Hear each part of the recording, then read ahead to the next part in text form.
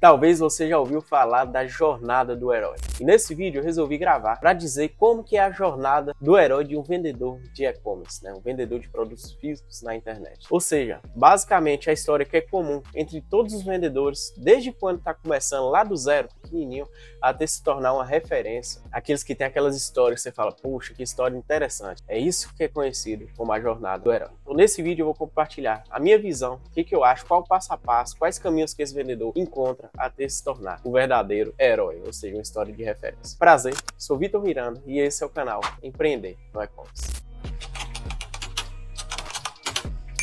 E se você não me conhece, eu sou um vendedor de produtos físicos na internet, vendendo consistentemente todos os dias em marketplaces como o Mercado Livre, a Shopee, a Shein e também na minha loja virtual. E aqui eu compartilho as minhas visões, os meus conhecimentos e aprendo cada vez mais. Quanto mais vídeos eu gravo, mais eu aprendo. E nesse vídeo eu vim compartilhar um pouco da minha história e encontro também nenhuma dessas etapas, né? Na etapa de ter realmente sucesso em vendas online, uma estrutura gigantesca e ser referência nesse mercado de vendas online. A gente já está um pouco avançado, considero nisso, né? Que a gente tem estrutura aqui na Bahia, a gente tem empresa no São Paulo, a gente fatura alguns milhões de reais por ano, mas a gente sempre tem que ter a humildade de aprender cada vez mais, aprender com quem já chegou onde a gente quer chegar. Então, tem muito passo a trilhar, tem muito caminho a ser desenvolvido aí, e é para isso que eu estou dedicando todos os dias a vender e a estudar e a aplicar cada vez mais os conhecimentos em e-commerce. Mas basicamente, como que é o início de todo mundo, né? Existem aquelas pessoas que já têm acesso aos produtos mais fáceis, né? Mas existem também aquelas pessoas que começam do quarto de casa, ainda não sabe o produto que vai vender,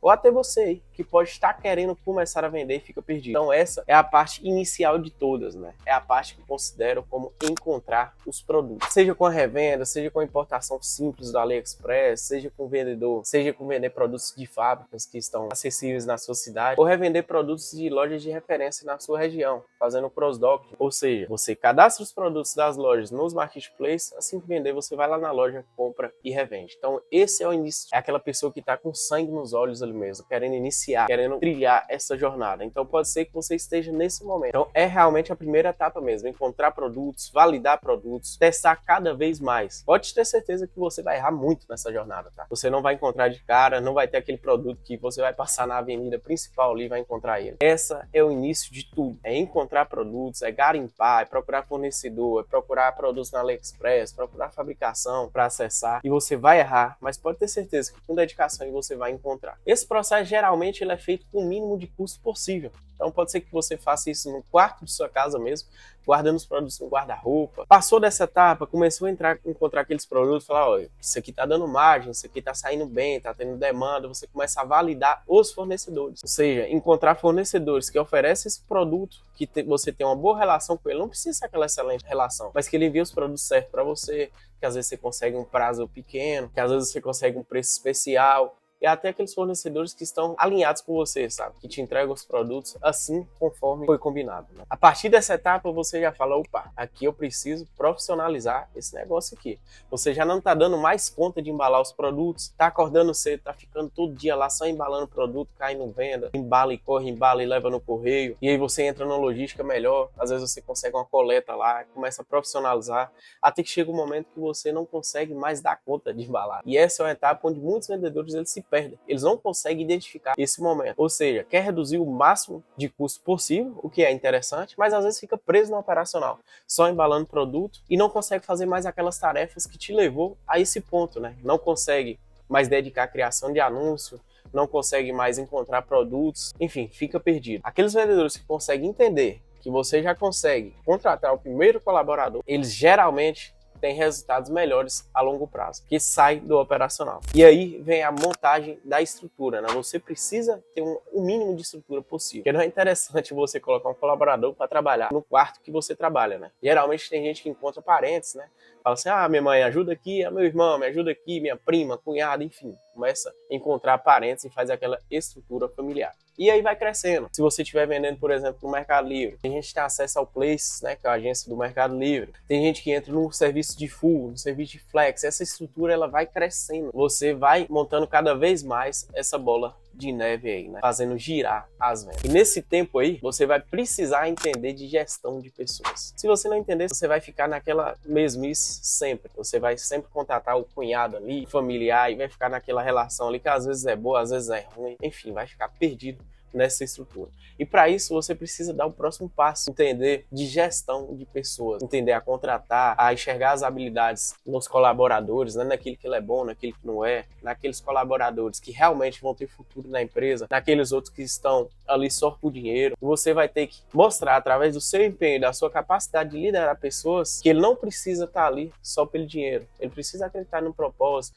ele precisa entender, você precisa treinar essas pessoas. E precisa ser um ambiente onde todos crescem, sabe? Onde faz sentido todos prosperarem naquele modelo de negócio. Ele entender o seu propósito e estar alinhado com o seu propósito, né? Com o propósito da empresa. Entender que chegando onde a empresa quer chegar, todos vão prosperar e vão ter bons frutos ali, né? Afinal de contas, o negócio ele precisa ser bom para todos. Nesse meio tempo de gestão de pessoas, você precisa realmente se tornar um gestor administrativo, um gestor financeiro, né? Um gestor de sistema. Então você vai ter que profissionalizar a sua parte logística. Não adianta você estar na mesma estrutura que você teve desde pequeno, só contratando pessoas, só motivando eles, sendo que você não oferece estrutura para a sua empresa prosperar. Então aí que entra o conhecimento em sistemas logísticos, né? Basicamente no e-commerce se trata de ERP, um sistema para organizar o seu financeiro, para organizar o seu tributário, para organizar a sua estrutura física mesmo, onde a empresa ela consiga ter produtividade para prosperar cada vez mais. E nesse caminho aí, ó, começa a virar uma bola de neve, dependendo do nível que você está na sua empresa, começa a criar setores para lidar com pessoas, setores para lidar com a parte financeira, setores para lidar com a parte tributária e principalmente a parte de relação com o fornecedor também. Por que a relação com o fornecedor? Porque é dele que vem o capital, vem os produtos e talvez com ele que você consegue um maior processo de escala, onde ele pode te gerar crédito em produtos, acreditar no propósito da empresa e ser uma relação boa para os dois, para o vendedor e para o fornecedor também. Afinal de contas, tem que ser um ganha-ganha sempre. Com a estrutura montada, com as pessoas trabalhando, com o sistema alinhado, com o fornecedor de confiança, realmente, vem um processo de escala abundante, que é conseguir crédito no mercado. Como eu acabei de dizer aqui, o fornecedor ele é um dos motivos que te gera crédito, porque ele pode te dar prazo, e é um dos melhores dos prazos, porque muitas vezes os juros são baixos, mas você pode capitalizar através de empréstimos também. Claro que precisa ser muito bem calculado, precisa ser pensado, mas é uma excelente estratégia. Eu mesmo tenho empréstimos aqui na empresa que eu considero talvez uma das maiores jogadas, onde você consegue calcular, escalar aquela empresa aproveitando o time.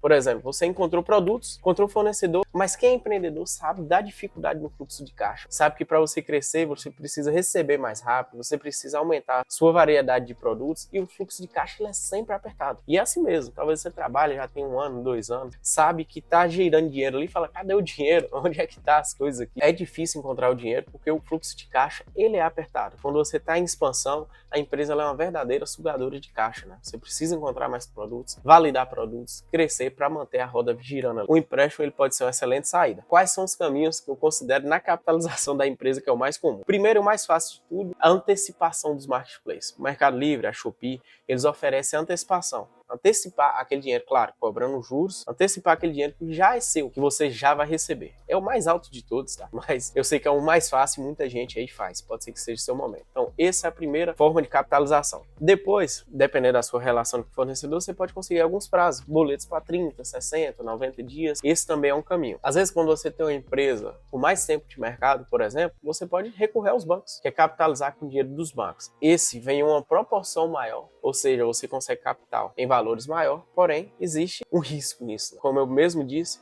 pode ser interessante para você. E ao longo dessa jornada você vai entender que não é mais só sobre vendas, né? É sobre pessoas, é sobre relação com o fornecedor, é sobre escala da empresa e não é mais sobre comprar, anunciar e vender. Aí você já está montando uma estrutura rígida de empresa, né? E entra parte tributária, né? Claro que vem crescendo ao longo desse caminho, mas na parte tributária, geralmente o CPF, depois o MEI, o Simples Nacional, e aí você encontra um caminho ali onde você precisa dar o próximo passo, né? Você precisa entender a parte tributária do seu negócio e realmente para alçar voos ainda maiores, né? E nesse conglomerado aí, nesse meio termo, você precisa entender, realmente, você precisa ser um excelente gestor. Esse é mais ou menos o destino da maioria dos vendedores, né? É o caminho que eu percebo aqui, que quem vive de e-commerce trilha. Então me diz aqui, me diz em que etapa que você tá, se você está iniciando, se você nem iniciou ainda, ou se você já está mais avançado nessa jornada. O meu intuito aqui foi realmente te nortear, porque talvez você está numa etapa, por exemplo, de fluxo de caixa apertado e não sabe se é assim mesmo, se está fazendo alguma coisa errada. Às vezes você acha que precisa contratar o primeiro colaborador, o segundo,